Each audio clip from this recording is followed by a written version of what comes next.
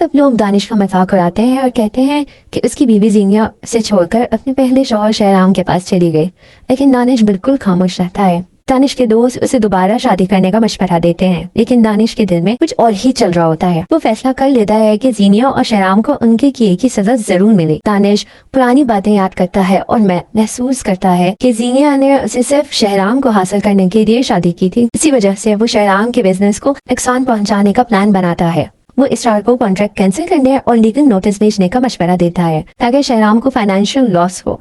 दानिश का कहना है कि अब वो जीनिया और शहराम दोनों को उनके हर कदम का थाप देगा। दूसरी तरफ फरियाल पूरी रात हादी की वजह से जागती रहती है और उसकी तबीयत भी ठीक नहीं होती। घर वाले उसकी फिक्र करते हैं और शहराम भी उसे बाहर ले जाकर उसका मूड चेंज करने की कोशिश करता है। हादी का रोना और फरियाल की कमजोरी देखकर पूरा घर परेशान नजर आता है। जीनिया घर की किचन और घर वालों के काम संभालने की कोशिश करती है, ग्रोसरी शॉपिंग भी करती है और धीरे धीरे निशात और घर के दूसरे लोग उस पर भरोसा करना शुरू कर देते हैं। जीनिया फरियाल से माफी भी मांगती है और कहती है कि वो अपनी पुरानी गलतियां सुधारना चाहती है, लेकिन फरियाल अभी भी उस पर पूरी तरह भरोसा करने के लिए तैयार नहीं। जीनिया शहराम के लिए उसके पसंदीदा खाने बनाती है और चाहती है कि शहराम उसकी मोहब्बत को समझे, लेकिन शहराम अभी भी अपने फैसले और जज्बात को लेकर कंफ्यूज है। वो जीनिया को बार बार कहता है कि ज्यादा सवाल ना करे और वक्त का इंतजार करे। जीनिया चाहती है कि शहराम फिर से उसे पहले की तरह मोहब्बत करे, लेकिन शहराम का दिल भी फरियाल और हादी के साथ जुड़ा हुआ नजर आता है। फरियाल और जीनिया की दूरियां, फरियाल को जीनिया की तब्दीली पर फरियाल